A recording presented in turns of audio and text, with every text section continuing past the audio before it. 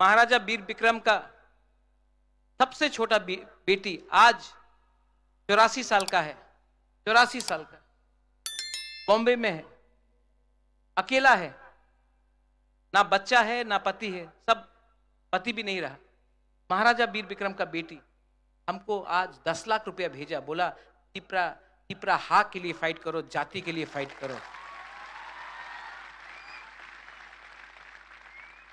एक गांव में एक बुरुई बुमा है, उसके पास वो सब्जी बेचता है, 200 रुपया कमाया, 100 रुपया मौथा को दे दिया।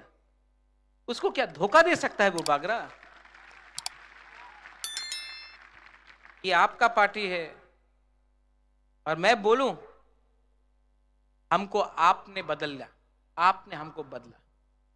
मैं भी एक टाइम सोचता था कि मैं एमपी बनूंगा, मुख्यमंत्री बनूंगा, लेकिन आज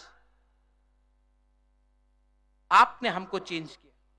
ये प्रद्योत मानिक्य को चेंज ये तिपरासा ने किया, गरीब तिपरासा ने किया, गांव का तिपरासा ने किया।